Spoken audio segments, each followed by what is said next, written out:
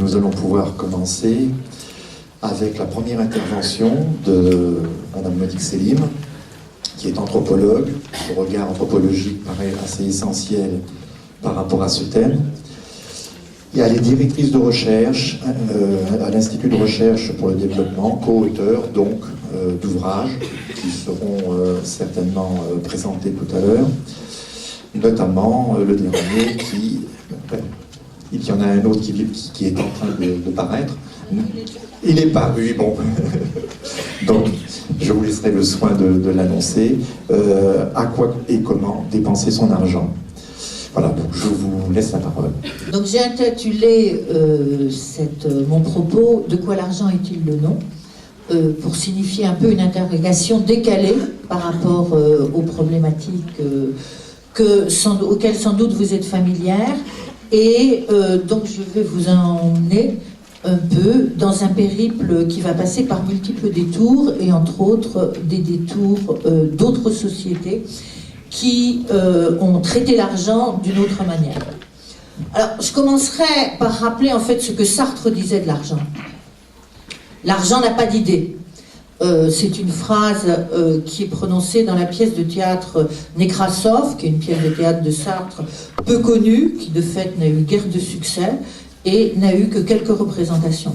Néanmoins, avec cette phrase, l'argent n'a pas d'idée, je pense qu'on rentre immédiatement dans une problématique qui, en anthropologue, m'amène à définir l'argent comme une matrice vide. L'argent n'a en effet pas de sens et pas d'autre sens que celui que les acteurs individuels et collectifs, les sociétés lui donnent en le remplissant de multiples contenus symboliques et imaginaires, pratiques et concrets. Donc mon propos est de vous faire entendre en quelque sorte une désubstantialisation et une dénaturalisation de l'argent, et c'est pourquoi en fait je ferai d'abord un détour par des sociétés lointaines dans lesquelles l'argent a été au départ neutralisé, minorisé, pendant des périodes plus ou moins longues, et dans lesquelles il a été ensuite réintroduit. En fait, je veux dire, c'est à partir de son absence et de sa résurgence qu'on peut comprendre comment la singularité de l'interprétation de l'argent et des processus d'investissement de l'argent, comment cette singularité est en fait au cœur de l'argent. Et c'est pourquoi j'ai parlé au départ de matrice vide. Donc les sociétés qui ont tenté de mettre à la périphérie des rapports sociaux l'argent s'inscrivent essentiellement dans une généalogie dite communiste. Mes exemples seront asiatiques, dans les pays où j'ai travaillé, le Laos et le Vietnam, et où je travaille actuellement, la Chine. Ces trois pays, vous le savez, sont gouvernés par des États-partis autoritaires, et leurs contextes culturels sont eux-mêmes très différents, mais néanmoins se jouent sur le fond d'une même politique économique. Et c'est à partir de là que ces exemples permettront d'avoir la possibilité d'une réflexion distanciée sur l'argent et en retour sur les rôles que nous lui prêtons dans notre propre société, la France. Donc mon propos sera ensuite, après ce détour, sera ensuite articulé autour de deux autres points: les effets d'une financiarisation qui est désormais globale, et troisième et dernier point, les logiques de la consommation. Et je conclurai à la fin sur les nouvelles fusions du don et du marché, donc dans une perspective qui est un peu contradictoire avec ce qui vient de vous être dit sur la nécessité de recevoir et de donner. Donc, le premier point, Laos, Vietnam, Chine, un décours significatif sur l'argent. La Chine en 1949, le Vietnam du Nord en 1954, le Vietnam du Sud et le Laos en 1975 voient des partis communistes prendre le pouvoir. Dans tous ces cas, un système économique peu ou prou identique est mis en place. Sous la houlette de l'État et au nom du peuple, des collectivisations des biens sont instituées et l'argent s'efface derrière les tickets de rationnement, la prise en charge du logement et de la famille par les unités de travail, et surtout la prédominance du politique qui bouleverse l'ensemble des anciennes hiérarchies. Comme ailleurs, ces anciennes hiérarchies étaient fondées sur l'accumulation du capital et donc sur l'argent. Et donc on assiste à des processus de déhiérarchisation et de rehiérarchisation qui s'ancrent à l'opposé sur la valeur, le mérite et l'identité politique. D'une manière générale, et avec une violence plus ou moins grande, riches, savants, lettrés se voient chuter au plus bas de l'échelle sociale lorsqu'ils ne sont pas supprimés ou emprisonnés. À l'inverse, ouvriers et paysans sans éducation sont propulsés au sommet de la hiérarchie politique. Les effondrements économiques, les pénuries sévères, voire des épisodes de famine qui s'ensuivent, conduisent les gouvernements à élaborer de nouvelles politiques économiques qui réinvestissent le marché et surtout réinvestissent l'argent. La Chine est la première à promouvoir dès 1978 un socialisme de marché suivi à la fin des années 80 par le Laos et le Vietnam qui adoptent le même modèle. On assiste donc à une redécouverte et une réinvention du marché et des échanges monétaires qui provoquent de fait un engouement extrême dans les trois pays, dont le capital symbolique et culturel est immédiatement mobilisé pour asseoir la légitimité des rapports marchands. Ainsi, premier exemple que je vous donne, les cultes des génies au Laos, qui correspondent à l'animisme traditionnel de la société autour du bouddhisme, voient éclore une foule de génies du marché qui en eux-mêmes forment un nouveau marché de génies, bousculant et remplaçant les anciennes figures historiques. L'ensemble de ces génies du marché célèbre donc le marché et l'argent. Au Vietnam, deuxième exemple, des médiums aux croyances syncrétiques prolifèrent aux côtés de devins de toutes sortes, imprécateurs, et entendent contrôler les esprits, mais surtout la fortune. En Chine, où le gouvernement exerce une surveillance beaucoup plus grande sur les croyances, un consumérisme effréné, pragmatique, balayant tout code de civilité, se développe. Au-delà des imaginaires en jeu dans ces trois pays, une même structuration politico-économique se met en place suite à la réintroduction du marché et de l'argent. Le capital politique est utilisé pour amasser le capital économique par tous les moyens, dont une corruption systématique et à grande échelle. Une des conséquences principales de ces nouveaux processus est une monétarisation généralisée de la vie sociale, des rapports administratifs comme des services, des relations interpersonnelles, et ce, y compris dans les champs de pauvreté. Le politique n'est donc plus qu'une affiche pour attirer l'argent, et si les États partis restent en place, conservant un monopole dictatorial du pouvoir, on observe une nouvelle construction hiérarchique qui a fait des anciens pauvres politiquement méritants de nouveaux riches, arrogants et jaloux de leurs prérogatives. Que peut-on déduire de ces scénarios politico-économiques à répétition sur la séduction du marché et l'emprise de l'argent qui s'y dévoile avec force? Ce que je voudrais ici souligner est que si marché et argent exercent un tel attrait éblouissant sur les populations, c'est qu'ils apparaissent comme des voies de libération par rapport à des situations de fermeture, de quasi-incarcération nationale, de domination politique extrême qui plongent dans la vie personnelle des acteurs. Enfin, je veux dire, des voies de libération par rapport à des manques qui ont touché à peu près tous les biens et en particulier tout ce qui était nécessaire à la vie quotidienne. Donc l'argent devient un synonyme de liberté et de bonheur dans ces sociétés. Pourquoi? Parce qu'avant tout, il s'inscrit dans des contextes obsidionaux et d'assujettissement. Il apparaît d'autant plus une clé pour la liberté que les États partis restent en place, maintenant un pouvoir prégnant.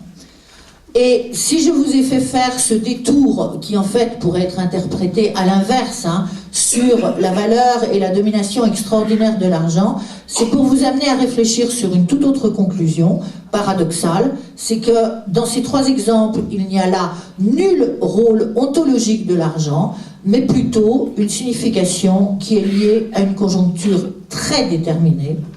Et c'est pourquoi, après ce détour pédagogique par ces sociétés qui ont voulu annuler l'argent.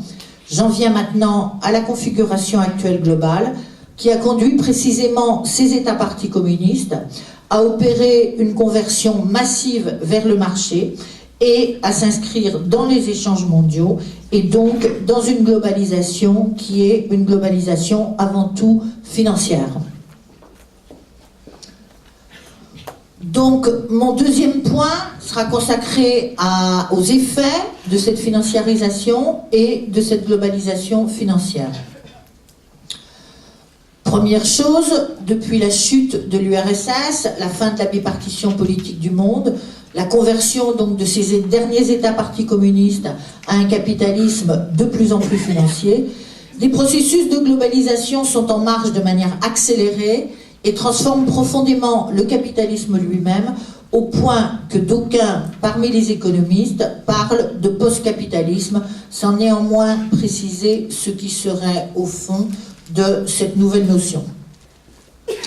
En effet, alors que les modes d'accumulation antérieurs étaient fondés sur la production de ce que les économistes appellent les fondamentaux, et donc aussi sur le travail, de plus en plus, c'est la finance, l'argent, qui apparaissent la source première et hégémonique de la richesse. Le travail est minorisé, il est refoulé à la périphérie du système économique, demandant que son coût soit le plus bas possible et ne cesse de diminuer. Ce nouveau régime de financiarisation globale du monde inscrit donc des instabilités permanentes et des crises à répétition dont on voit les effets sur notre propre société, la France. Il entend secréter des remèdes assénaux et ainsi, je veux dire, on peut prendre l'exemple de la microfinance, du microcrédit, qui sont présentés aujourd'hui comme des offres de promotion pour les plus déstabilisés des acteurs. Les économistes spécialistes de la microfinance, et là je vous renvoie en particulier à Isabelle Guérin et à Jean-Michel Servet, montrent au contraire que cet instrument financier maintient dans la précarité les acteurs et se révèle de surcroît destructeur d'emplois et fonctionne avec des taux d'intérêt extraordinairement élevés pour des sommes minimes. Je vous rappelle aussi que la microfinance et le microcrédit ont été créés au départ dans un pays, le Bangladesh, par Mohamed Yunus, qui est devenu donc prix Nobel de la paix, et que ensuite vous avez eu une exportation massive de cette formule du microcrédit dans l'ensemble des sociétés, jusque notre propre société, où effectivement il apparaît souvent pour les politiques publiques et les politiques privées et le travail social aussi, une possible solution par rapport aux plus pauvres.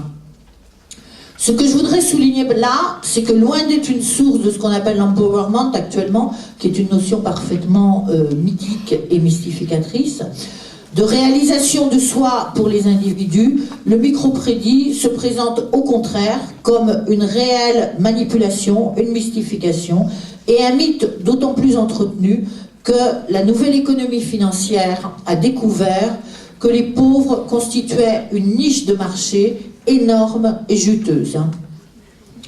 Là, je vous renvoie encore une fois à ce que les économistes disent.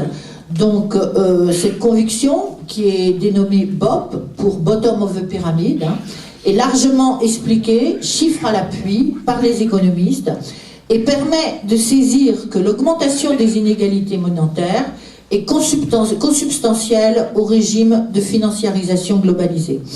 Et que, précisément, je veux dire, le marché va se tourner vers les plus pauvres, parce que là, on a une possibilité de rentabilisation qui est extrêmement forte, chiffre à l'appui.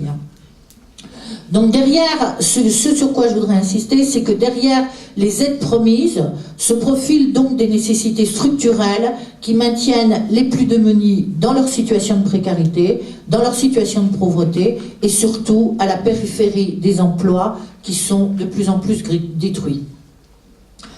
Par ailleurs, ce que je voudrais indiquer est que l'argent, si c'est une matrice vide, en revanche, il a un sexe. Le microcrédit, la microfinance sont beaucoup orientés sur les femmes, à qui l'on fait miroiter le statut d'auto-entrepreneur. Non seulement ces femmes stagnent, végètent dans des situations précaires, ici et ailleurs, avec des prêts infinitésimaux, mais du surcroît, on observe de manière générale que l'argent n'est pas utilisé de la même manière par les hommes et par les femmes. De fait, avec le microcrédit, les femmes le réservent au maintien de l'intérêt de tous dans la famille. Les hommes, au contraire, l'utilisent pour leurs dépenses personnelles, sans en plus évoquer le fait que souvent, ces microcrédits donnés aux femmes, en fait, vont être récupérés par les hommes. Dans la même optique, vous avez un commentaire, je peux m'interrompre? Non?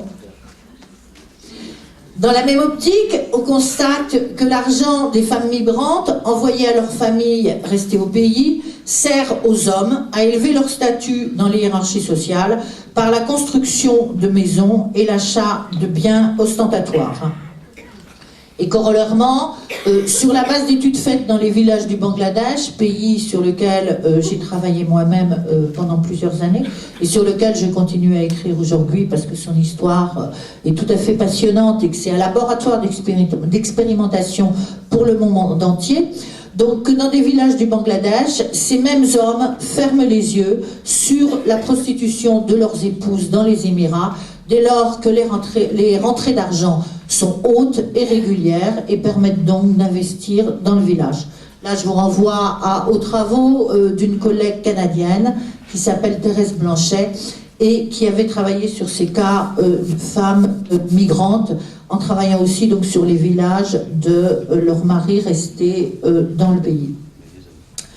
Je veux dire, cet exemple est d'autant plus intéressant en fait qu'il s'inscrit dans un pays majoritairement musulman et montre comment les codes religieux touchant les rapports entre les sexes sont vite balayés par les mécanismes d'accumulation monétaire qui sont donc des mécanismes aujourd'hui omniprésents. Dans le même ordre d'idées, j'insisterai sur la dimension toujours sexuée de la dette et de l'endettement, puisque tout se passe comme si les femmes avaient beaucoup plus d'inclination à se percevoir endettées et à s'endetter, et dans le même moment, beaucoup plus de volonté pour rembourser leurs dettes en temps voulu et entièrement. Je veux dire, je vous rappelle là que c'est d'ailleurs une des raisons pour lesquelles Mohamed Younous, donc du Bangladesh, avait choisi de centrer et de cibler les premiers microcrédits sur les femmes, que d'ailleurs il en a fait une théorisation générale, et je vous renvoie par ailleurs à un livre dont l'annonce a dû vous être diffusée, qui vient d'être publié par Bernard Ours et Pepita Oudahmed, et qui s'appelle « Dette de qui, dette de quoi ? Une économie anthropologique de la dette », et qui permet donc de réfléchir de manière comparative et de manière décalée, avec aussi bien des exemples pris dans des pays du Nord, dits du Nord, que dans des pays du monde entier, moins développés, qui permet donc de réfléchir sur les logiques et les processus d'endettement. Ces différents exemples que je vous ai donnés montrent donc que, contrairement à la conception économique standard, qui fait de l'argent un médium neutre, qui libère et met fin au compte. Je vous rappelle que c'est ça, la théorie économique standard, c'est qu'il y a donc une fin des comptes et donc une coupure de la relation. Au contraire, l'argent se signifie dans ces désactualisations extrêmement variées et qu'il ne prend sens que dans son enchâssement, dans des rapports sociaux et des relations interpersonnelles. Il est donc déterminé par le profil et le sexe des acteurs, mais cela replacé dans des configurations sociales, économiques et politiques précises qui elles-mêmes sont singulières et vont donner la singularité du sens de l'argent. En effet, jusque dans une période récente, les États étaient les garants de la valeur de la monnaie. Néanmoins, je veux dire, la financiarisation outrancière du monde global et les crises qu'elle a engendrées ont mis un terme à cette souveraineté monétaire qui reposait sur la confiance à l'État.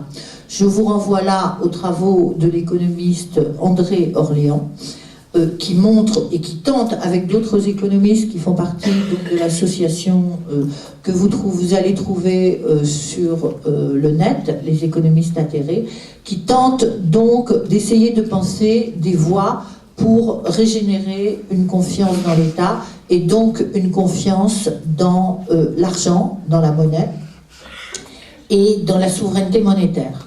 Par rapport à cette situation, on peut avoir des interprétations et des orientations différentes. En effet, de mon point de vue, la fragilisation des États est entérinée devant le pouvoir de ceux qu'on dénomme de manière extrêmement figurative et fantasmatique les marchés, et qui sont devenus des évaluateurs de la conformité des politiques publiques et donc des États. J'en viens donc maintenant à ma troisième partie, qui va nous ramener en France et aux nouveaux rapports sociaux et initiatives qui tentent de moduler la conjoncture très difficile en fait, que nous traversons par rapport à l'argent. Donc, dans cette troisième partie, j'essaierai de traiter des articulations entre consommation, marché et partage.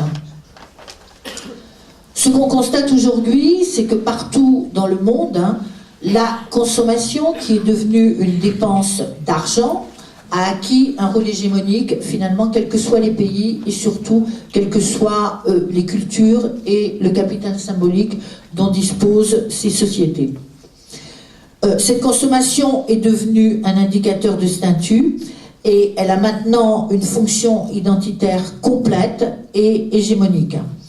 Son pouvoir de hiérarchisation et sa capacité de donner une identité ont considérablement transformé les ordonnancements sociaux et les relations interpersonnelles. Il faut se rappeler que dans une période qui paraît pas si lointaine, que en tous les cas certains d'entre nous ont vécu, travail et éducation dressait les positions hiérarchiques dominantes qui pouvaient être, selon les cas et selon les types de sociétés, entrelacées ou parallèles à des modes de hiérarchisation fondés sur l'origine.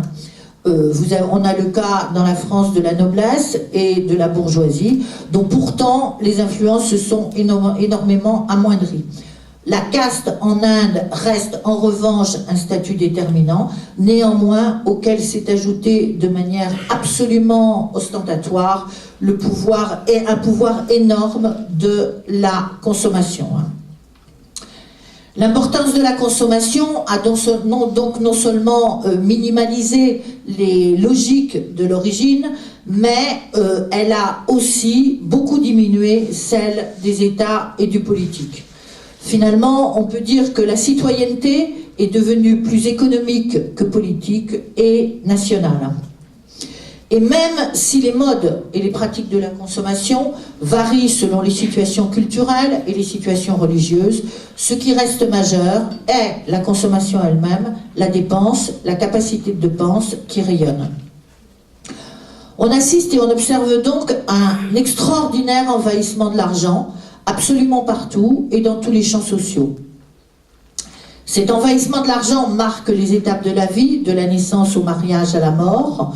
Je veux dire, je ne vais pas reprendre ce qui se joue autour du marché de la mort, mais on a réellement, avec la libéralisation des différentes instances qui résistent la mort, un véritable marché.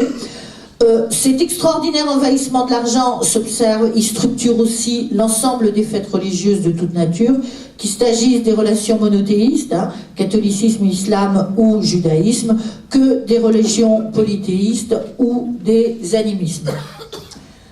Avec la consommation, c'est la concurrence qui gouverne les rapports sociaux et les relations interpersonnelles. Mais plus profondément, avec la consommation, je veux dire, c'est l'intimité des individus qui est pénétrée par la consommation. Et finalement, ce qu'on peut remarquer, c'est que les sujets se confondent avec les objets. On assiste donc à un nouveau régime, un régime où, je veux dire, on regarde des sortes de sujets-objets, je veux dire, étourdis par leur propre consommation et qui ne peuvent parvenir à combler leurs failles internes, leur vide. En effet, malgré cette fusion entre les sujets et leurs objets, le sujet et ses objets continue à inscrire un écart, une sorte de skise permanente, donc qui s'infiltre par rapport à la subjectivité. Dans le contexte actuel de crise répétée, engendrée par la financiarisation outrancière et par des consumérismes étourdissants, on observe néanmoins de multiples initiatives qui tentent d'échapper à ces régimes d'omnipuissance de l'argent et à inscrire d'autres types de rapports qui se détourneraient ou entendent contester le marché. Donc, ces initiatives sont extrêmement intéressantes parce qu'elles inscrivent une volonté de bâtir d'autres types de sphères sociales, et c'est pourquoi je me pencherai sur certaines d'entre elles pour essayer de voir comment, en particulier, ces initiatives sont plus ou moins rapidement réintégrées dans la sphère du marché et, de fait, participent à la revigoration des rapports marchands. Alors, ce qu'il faut bien voir, c'est que ces initiatives sont avant tout alimentées par un certain nombre d'idées qui sont des idées, des notions phares: solidarité, échange, partage, don.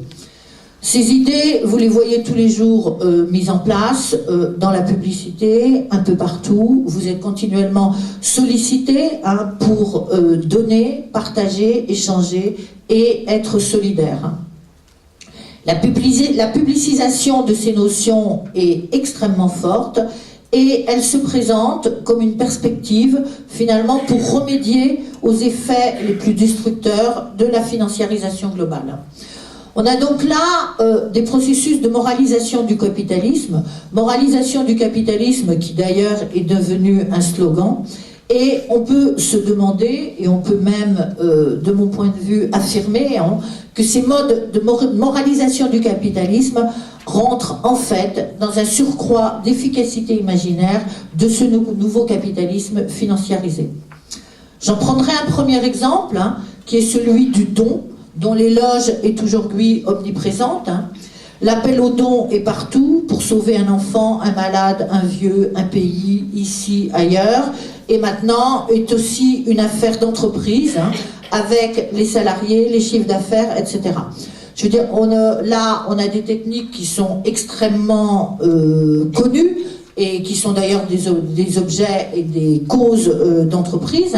C'est ce qu'on appelle le street fundraising. Vous-même avez continuellement rencontré dans la rue, enfin peut-être un peu moins à Limoges qu'à Paris, mais enfin néanmoins à Paris c'est difficile de faire 10 pas sans rencontrer un agent de street fundraising. Et donc vous avez donc là des entreprises qui permettent aux ONG de récolter de l'argent et donc qui appellent aux dons. Je vous renvoie là à un numéro de la revue Multitude, donc au dossier qui était intitulé ONG Monde Genre, et en particulier à un article de Juliette Lavaux qui avait fait son master, un master tout à fait remarquable, à l'école des hautes études en sciences sociales où j'enseigne, et qui parle là, pour ce street fundraising, de taxes de bienfaisance, et elle s'était immergée donc dans une entreprise de ce type et était restée 1 an dans cette entreprise dont elle avait été employée et dont elle avait observé les différentes pratiques dans la rue et à l'intérieur de l'entreprise. Le don, donc, est l'objet d'un commerce rentable et les ONG sont devenues des entreprises transnationales sous-traitant la récolte des dons à d'autres entreprises spécialisées. Par ailleurs, le don, vous le voyez continuellement comme cadeau d'entreprise à des clients pour tout achat. Il s'est répandu finalement dans tous les secteurs. Vous avez les miles des compagnies aériennes, vous avez les fabricants de produits de beauté, etc. Le don est donc en permanence pleinement intégré dans les rapports marchands et est devenu un atout concurrentiel et efficace donc de ces rapports marchands. J'insiste sur ce point pour effectivement, transmettre cette idée qu'on ne peut plus opposer le don au paiement et à l'argent. Le don est une valeur marchande ajoutée, un surplus à la fois matériel et imaginaire du marché. Deuxième notion sur laquelle j'insisterai, c'est l'échange, hein, puisque l'échange avec le don est un des nouveaux phares des tentatives d'amélioration et de réforme de la financiarisation. L'échange a été en particulier institutionnalisé dans des moments de crise financière intense. Hein. Je vous rappelle que c'est l'Argentine qui en est le plus exemplaire dans sa première crise, et que c'est là que se sont développés des modèles de troïkas, qui ensuite ont été théorisés et diffusés dans le monde entier. Ce qui est intéressant, c'est qu'à chaque fois, donc vous voyez qu'un certain nombre de pays, le Bangladesh, l'Argentine, etc., deviennent là des sources de modèles globalisés par rapport, et sont ensuite transportés, importés dans des contextes qu'on croyait des contextes forts, à la fois économiques et politiques et démocratiques, comme la France. Alors, je veux dire, ces modèles d'échange, hein, de troïkas, on les retrouve aujourd'hui dans ce qu'on dénomme la consommation collaborative, hein, dont se sont très vite emparées les grandes entreprises. Vous voyez que dans cette consommation collaborative, les supermarchés, par exemple, prêtent leur parking pour des bourses d'échange, et qu'en fait se mettent en place là des nouveaux modes de consommation qui se veulent vertueux, une consommation donc vertueuse, fondée sur le partage, sur l'échange et sur la solidarité.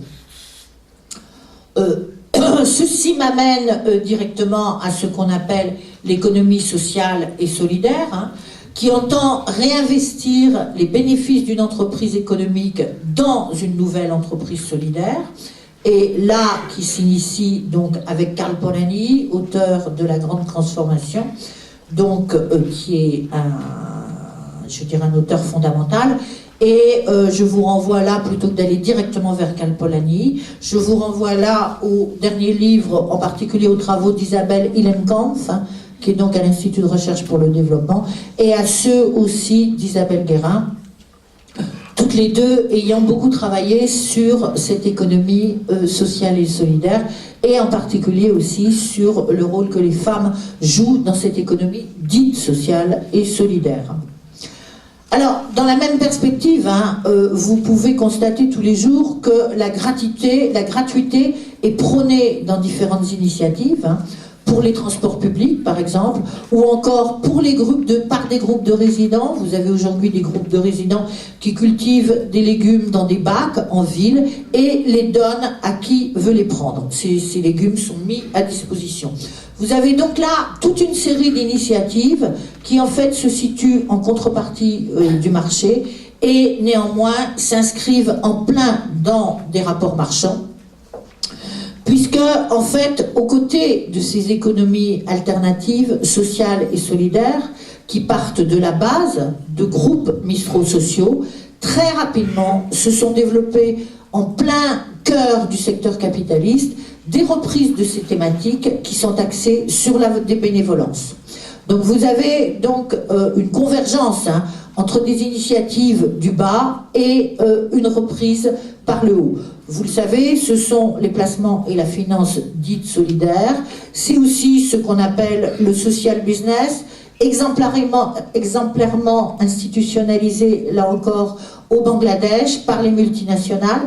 2 multinationales l'ont investi énormément, c'est Danone et Veolia, avec, dans le cas de Danone, la transformation des villageoises en représentantes de commerce de yaourt. Donc social business, entreprise sociale et aussi les monnaies locales se veulent des modalités de conciliation du profit, de l'argent et de l'intérêt collectif et de la prise en compte des plus vulnérables. Je ne sais pas si à Limoges il y a des monnaies locales. Est-ce que vous avez une monnaie locale à Limoges ou plusieurs? Il n'y en a pas? Bon. Peut-être qu'il y en a tout de même, hein. Il faudra regarder. Parce qu'actuellement, il y a énormément, je crois qu'on a entre 300 et 400 monnaies locales en France, hein, qui se sont développées. Les monnaies locales, vous le savez, visent à redynamiser les territoires et mettent en jeu donc l'échange Ce qui est important dans ces différents exemples, c'est de voir que la montée en puissance de ces thématiques d'humanisation du capitalisme et de la finance est en elle-même révélatrice de l'abîme qu'ouvre la recherche de profit toujours plus grand engrangé sur la rente de l'argent. Alors, toutes ces initiatives trouvent effectivement sur Internet une extraordinaire caisse de résonance, puisque n'importe qui peut aujourd'hui s'inscrire dans ce type d'initiative en se mettant lui-même sur un des nombreux sites que vous allez trouver sur la toile pour effectivement rentrer dans des financements solidaires, humanitaires, des partages, des dons, des échanges. Chacun peut donc monter son projet, trouver de généreux partenaires qui l'aideront à le réussir. C'est ce qu'on appelle aujourd'hui le crowdfunding, hein, mais les maîtres mots sont ici la participation et la coopération, qui sont donc aussi inclus dans les technologies numériques. Et là, vous avez donc un certain nombre d'exemples qui permettent de réfléchir sur ce qu'on est en train de nous vendre avec le don, l'échange, la participation, la solidarité, etc. Je vais conclure maintenant. Ce sur quoi je voudrais conclure, c'est que précisément, on ne peut plus maintenir d'opposition ni de dichotomie entre d'un côté une sphère qui serait celle du marché, de l'argent, de la monnaie, du profit, etc., et une autre sphère qui serait celle de l'échange, du partage, du don, de la solidarité et de la gratuité. Ce qui implique bien sûr qu'on ne peut plus non plus opposer, hein, je veux dire, l'intimité d'un côté et de l'autre, une sphère qui serait une sphère publique. Je veux dire, la différence entre privé et public a été complètement détruite par la numérisation du monde et va de pair, bien sûr, avec le fait que l'ensemble de ces notions phares jouent dans l'ensemble, régule en fait les processus de la quotidienneté et aussi les processus politiques et économiques. On a longtemps, et on continue d'ailleurs, à rigidifier une coupure entre ces deux lignes idéologiques et à vouloir séparer les champs sociaux. Néanmoins, je crois que ce qu'il faut prendre en compte, c'est que les nouvelles facettes du capitalisme sont multiples, sont intriquées, sont complexes et donnent en elles-mêmes l'illusion de la contradiction, mais que sur le fond, les antinomies se sont dissoutes.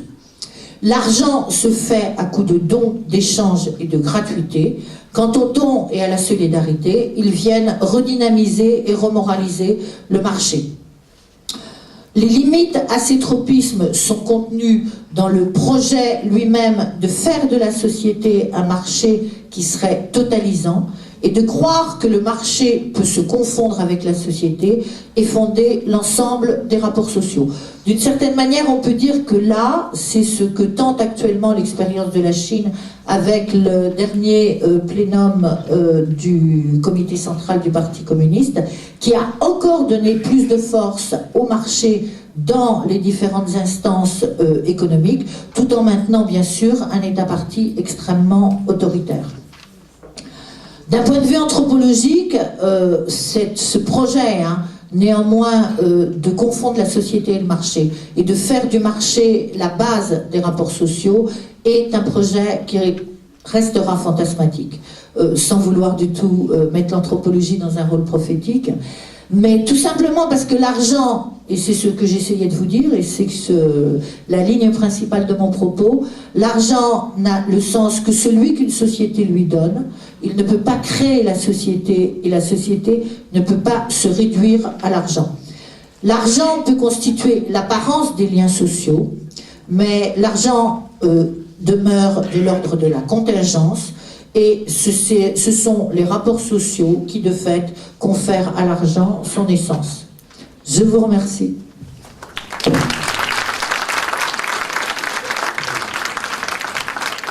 Merci beaucoup pour cet éclairage décoiffant et qui nous permet de regarder un peu autrement des aspects, effectivement, plus bénévoles au niveau du don, au niveau de l'échange, où on peut penser que l'économie est plus saine et qu'en fait, derrière, il y a toujours quelque chose qui fonctionne au niveau du marché. Alors, la parole est à vous. Des questions?